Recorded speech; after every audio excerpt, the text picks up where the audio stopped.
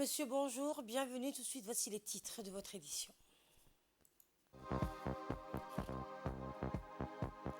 Le chef de l'État a poursuivi sa participation aux différents travaux de la COP 28. Il a regagné le pays à l'issue de sa participation, donc à demain. Et plusieurs morts et blessés dans le bombardement, dans une maison dans l'est de Khan Younes. Ismaël Omar Guelleh a regagné le pays aujourd'hui à l'issue de sa participation à Dubaï aux Émirats Arabes Unis à la 28e conférence des Nations Unies sur le climat. La participation du président de la République à la 28e édition des Nations Unies sur le climat s'est opérée sous la forme d'interventions dans l'ensemble des travaux de cet événement et des réunions distinctes organisées en marge, dont un sommet des pays du G77 et la Chine sur le climat et un forum de l'IGAD sur le thème Alliance africaine pour l'industrialisation verte, parvenir à une croissance économique durable et promouvoir des économies durables. Eh bien, la cérémonie d'ouverture du sommet des chefs d'État et de gouvernement de la 28e conférence des Nations Unies sur le climat, le COP28, qui prendra fin donc le 12 décembre prochain. Le président djiboutien avait mis l'accent sur la nécessité liée à la mise en œuvre définitive des fonds distincts de solidarité internationale précédemment convenus sur le principe des problématiques transcontinentales posées par le phénomène de réchauffement climatique. Au nombre 2, ces fonds distincts sont respectivement composés d'une dotation financière destinée aux pays en développement dans le cadre de la prise en charge des coûts liés à la réalisation de leur transition énergétique et d'un fonds de dédommagement et de réparation à concéder aux pays du Sud sur le principe des dégâts colossaux dont ils sont victimes sous l'effet des dégradations du climat causées par les nations développées. À la tribune du sommet des pays du G77 et la Chine qui ont eu lieu en marge de la COP28, le président Guelleh avait plaidé en faveur de l'évolution de cette alliance en une force incontournable à l'influence décisive au sein des délibérations internationales relatives au climat. Quant au forum de l'IGAD sur la promotion de l'industrialisation verte en Afrique, forum qui s'est également déroulé en marge de la COP28, le chef de l'État, président en exercice de l'IGAD, avait surtout fait état des dispositions multiformes déjà prises par les pays de l'organisation régionale en vue donc une transition énergétique efficiente. Et en marge du sommet donc de la 28e conférence des partis sur le climat qui s'est tenue à Dubaï en Émirats Arabes Unis, le chef de l'État Ismaël Omar Guelleh a eu une réunion de haut niveau sur l'industrialisation verte en Afrique. Plusieurs chefs d'État du continent africain, notamment le président du Kenya, le président du Sénégal, la Mauritanie, le Nigeria, ainsi que des experts internationaux et des représentants d'ONG en préparent à cette réunion. La réunion a été donc l'occasion de souligner l'importance stratégique de promouvoir un développement économique durable sur le continent et discuter des initiatives visant à stimuler l'industrialisation tout en minimisant l'impact sur l'environnement. La participation du président à cette réunion sur l'industrialisation verte en Afrique témoigne de son engagement envers un avenir durable pour le continent, pour un développement économique respectueux de l'environnement et bénéfique pour toutes les communautés africaines. La réunion a été donc le cadre de discussions approfondies sur la manière dont les pays africains peuvent collaborer pour surmonter les défis liés à l'industrialisation verte en partageant des connaissances, des technologies et des meilleures pratiques pour maximiser l'impact des efforts déployés. Lors de son intervention, le président de la République a souligné l'urgence de passer à des pratiques industrielles plus respectueuses de l'environnement, mettant en avant la nécessité d'adopter des technologies vertes et des sources d'énergie renouvelables. Il a également donc mis en lumière les opportunités économiques liées à l'industrialisation verte, notamment la création d'emplois durables et la stimulation de l'innovation. On écoute le chef de l'État. Je voudrais d'abord remercier et féliciter notre frère président Ruto qui a travaillé depuis longtemps sur l'industrialisation et avec lequel nous avons des liens et de coopération dans nos projets de géothermie, de recherche, d'exploration et de développement. Nous sommes un tout petit pays qui est prêt à atteindre l'autosuffisance en électricité, en énergie renouvelable, aussi bien le solaire, l'hydrogène, le gaz et puis l'éolien. Nous avons la rencontre entre la mer Rouge et l'océan Indien provoque des conditions très très favorables en matière de vent qui puissent nous permettre de faire. Nous avons déjà les premiers éléments de l'électricité verte, l'électricité d'origine éolienne. Avec l'Éthiopie, nous avons également une coopération et des fournitures d'électricité d'origine hydrolienne. Je dis hydrolienne parce qu'il y a un élément qui cumule aussi bien l'éolien et l'eau. Au golfe de Tadjoura, nous avons découvert qu'il y avait énormément de possibilités de pouvoir produire de l'électricité à partir de ces deux composantes. Et dans le même sillage, le chef de l'État a appelé de ses voeux un recours de plus en plus systématique des sociétés du monde à l'énergie verte, rempart aux énergies fossiles, à l'origine de catastrophes naturelles extrêmes qui ont de profondes répercussions sur l'environnement, l'économie et la société, annulant des années de travail acharné et de progrès en matière de développement. We thank our brother, President Ruto, for his hard work and assume him of our. C'est avec un immense plaisir que je participe à cet événement sur l'industrialisation verte en Afrique, mettant en lumière les nombreuses opportunités dont dispose le continent. Nous exprimons notre gratitude au président Ruto pour ses efforts dévoués et rassurant à Djibouti notre engagement total envers cette cause. Comme nous le savons tous, le changement climatique nous impose de nouvelles impératives touchant tout le monde, qu'il réside dans des pays développés ou en développement. Les conséquences étendues des catastrophes naturelles extrêmes affectent l'environnement, l'économie et la société, annulant ainsi souvent des années de progrès acquis et difficilement en matière de développement. Les impacts humanitaires qui en résultent sont particulièrement graves et profonds. La réunion d'aujourd'hui témoigne de la détermination résolue de l'Afrique à préserver notre planète, mettant l'accent sur l'unité et la solidarité face aux défis environnementaux. Nous avons constamment souligné notre conviction que le premier bilan mondial devrait être un résultat clé de la COP28. Ne pas donner la priorité à cela pourrait entraîner des opportunités manquées cruciales pour faire face aux problèmes présents qui se posent.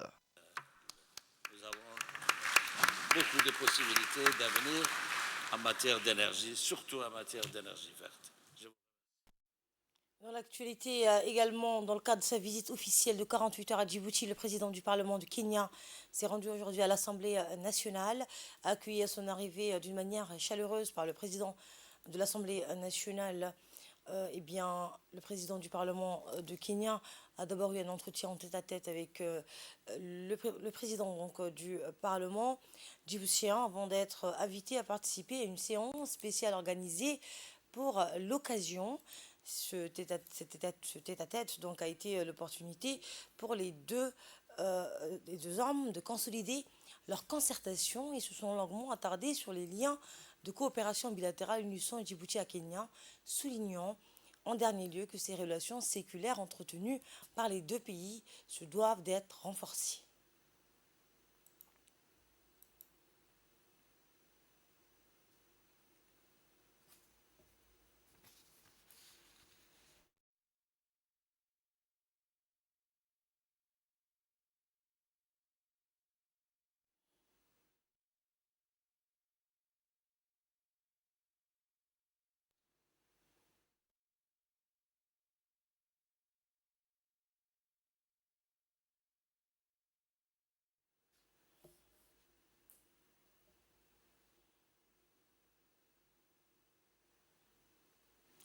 Et suite à cela, les deux présidents se sont dirigés vers l'hémicycle où ils étaient attendus par les représentants du peuple djiboutien après un long standing ovation par les représentants donc, des corps diplomatiques. Le président du Parlement de Kenya a participé à la séance au cours de laquelle Le président du Parlement djiboutien a prononcé un discours de bienvenue avant de donner la parole à son homologue du Kenya.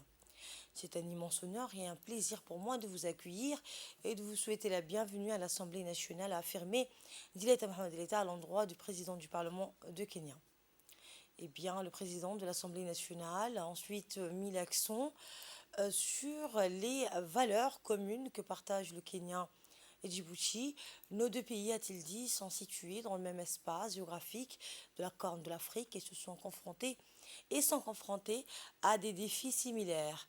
Le président de l'Assemblée nationale a rappelé la visite officielle du président Ruto le 11 juin dernier, durant laquelle, lors d'une cérémonie solennelle organisée dans l'hémicycle national, le président kényan a prononcé une allocution dans laquelle il annonçait notamment l'exonération du visa d'entrée au Kenya pour le passeport djiboutien.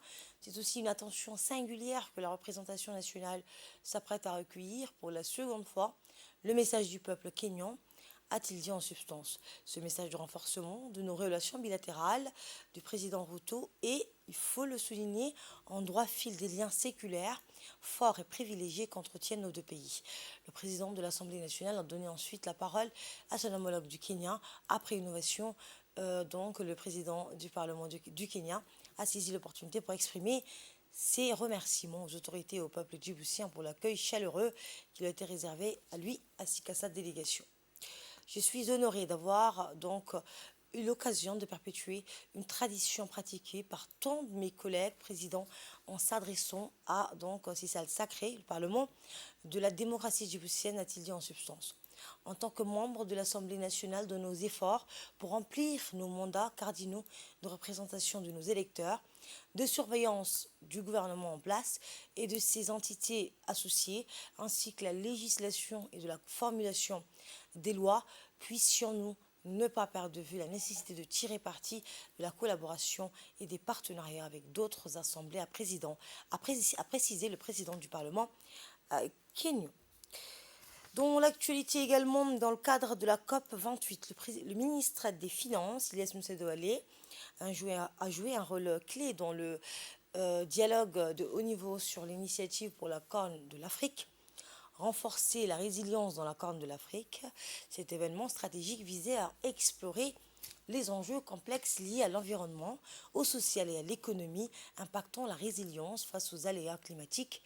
L'initiative pour la Corne de l'Afrique, une coalition de 7 pays, de 4 partenaires au développement, Banque africaine de développement, BMZ, l'Union européenne et la Banque mondiale, et de l'autorité intergouvernementale sur le développement, l'IGAD, met l'accent sur le développement durable et la lutte contre les racines du sous-développement et de l'instabilité, notamment le changement climatique. La région subit de plein fouet les conséquences dévastatrices du changement climatique avec des pluies insuffisantes de 2020 à 2023 et des inondations récentes.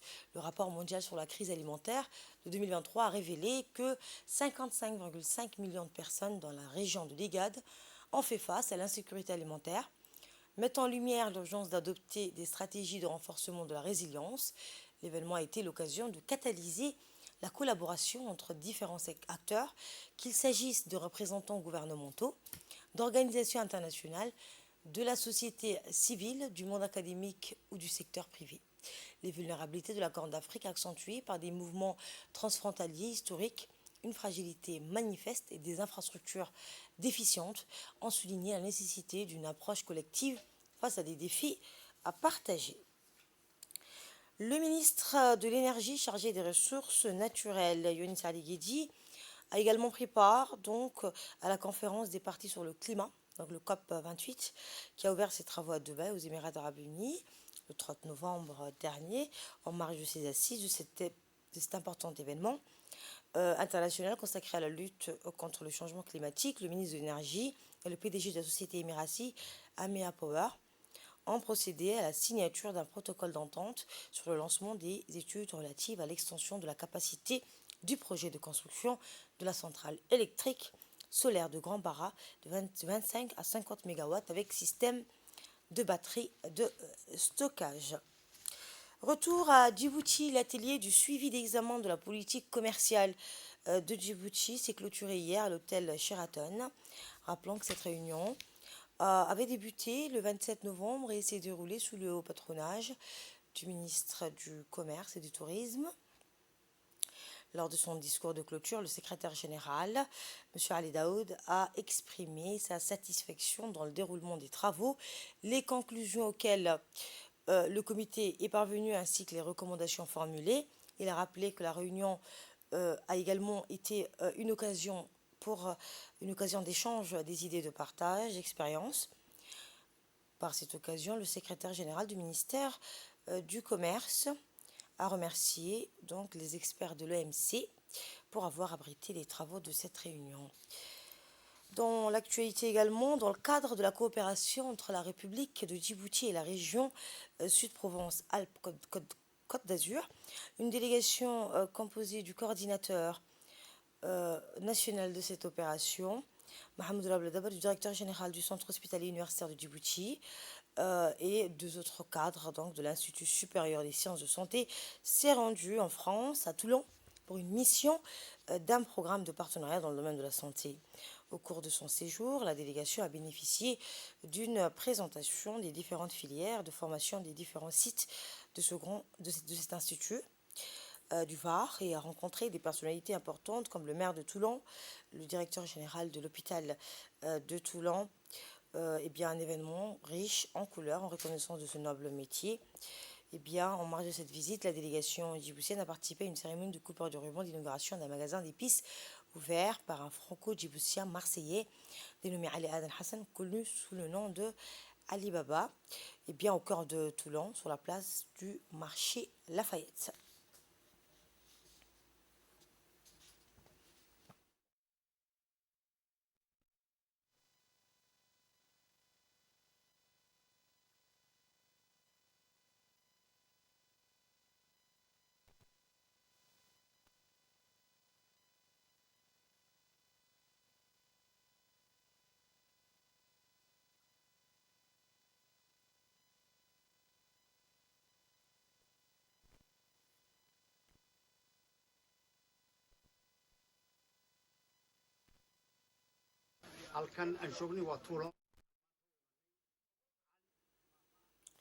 Suite à l'appel à la solidarité pour le peuple palestinien du président de la République, l'initiative Jeunesse Pièce Jeune pour les jeunes de Gaza a fait vibrer aussi le mont Ogle et les premiers fonds récoltés au CDC du chef-lieu de la région d'Arta ont été versés hier. Ce geste empreint de solidarité fraternelle pour les jeunes palestiniens marque une énième concrétisation de cet élan de solidarité populaire. En effet, après les CDC de Demelchok, d'El Sabié et d'Ikilobox, c'est au tour du comité d'organisation de la collecte au CDC d'Arta d'effectuer son premier versement. Cette étape cruciale s'est déroulée en toute transparence, en présence du sous-préfet Mohamed Fouzi et des membres assidus du comité des jeunes pour la collecte collective, témoins de cette solidarité indéfectible. Eh bien, c'est depuis plusieurs jours que dans une atmosphère d'engagement solidaire que les jeunes et communautés d'Arta procèdent à des sensibilisations et collectes de fonds en faveur de la Palestine. Et le premier versement s'est opéré à la Banque Salam ce week-end. Ceci est un geste louable qui symbolise la matérialisation de l'élan de solidarité qui a animé toutes les composantes de la population d'Arta. Les jeunes ont procédé donc à ce premier versement, ont donc renforcé la chaîne de solidarité, mais également démontré que leur implication porte ses fruits. Cette initiative marque le commencement d'une longue série d'actions de soutien durable aux civils palestiniens de Gaza.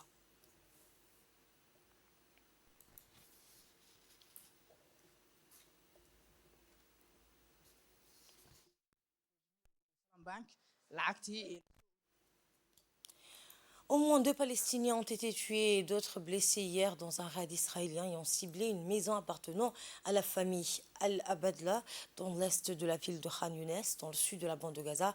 Le ministère de l'Intérieur a déclaré que l'occupation israélienne a ciblé une maison appartenant à une famille palestinienne. Des équipes médicales et de la défense civile se trouvent sur place pour secourir les blessés et extirper les victimes des décombres. La frappe israélienne a causé des destructions massives dans la zone ciblée. Et c'est la fin de cette édition. Merci à vous de l'avoir suivi. Très bonne suite de programme sur Télé Djibouti.